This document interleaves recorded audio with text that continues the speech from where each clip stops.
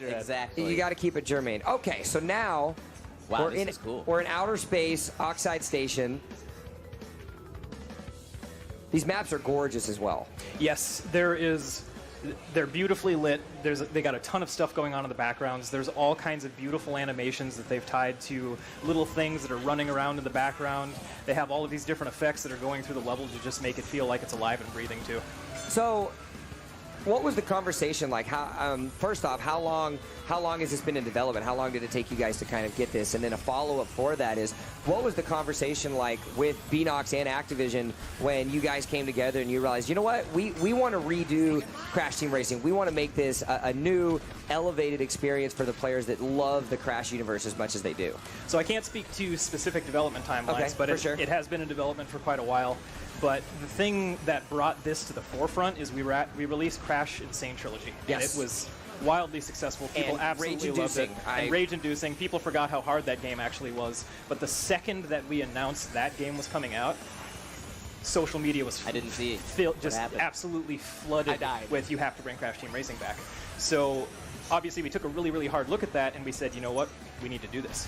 It just makes absolute sense to do it. The game is awesome. We have the best team possible to be able to put the best game possible together, and this is the result of it, and I don't think we could be any happier. I mean, it must be very fulfilling as well, having the support from this die-hard Crash Bandicoot trilogy. I mean, especially with the guys on the couch here, all of those older games, you think about Crash Bandicoot, you think about the Spyro trilogy.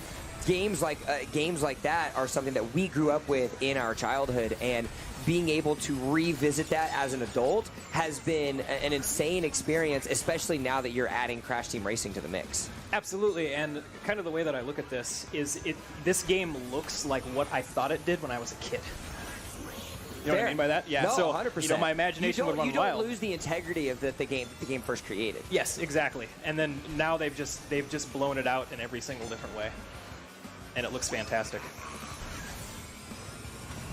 Sorry, I'm very focused. Yeah, Matt wants to win this. He's got it in first here. Matt started off talking, and this, that. Now it's just, dead silence. I need it. Yeah, I need it in my life. This is an intense hyper focus at this point. The entertainment has gone out the window. It's all about it's only competition now. This is what happens when you stick two extremely competitive friends on the same couch. And one friend loses repeatedly. So, who usually wins in the fighting games? We haven't we haven't played. We haven't played really, like really for real. Well, when you guys play different, you don't play as much MK11. Yeah, so he would destroy me at MK, and I think I would have the upper hand in Dragon Ball Fighters. Yeah, I think that's safe to say. Are you a fighting game fan? I'm a fighting game fan. Fighting game fan? Yeah. Do you have a favorite fighting game? Dragon Ball Fighters. Dragon Ball Fighters. Yeah. It's a great game. All right, final lap. Here we go. We're going to get into esports shoutcasting at this point. Get it, Bill. Final lap. It's first place for Sahinki, third place sitting right now for Uncaged Games. Sitting 2 back on the final stretch. I want to hear some smack talking here. Some smack talking? All right. I would, but I'm trying to focus so hard. I'm gonna win. You are going down. You're definitely not going to win this race. All right, stop channeling your inner neocortex. Those fighting words are going to involve some fisticuffs, it sounds like. Oh, God. Oh, I was doing so well until a moment ago. I did, yeah. Sweet.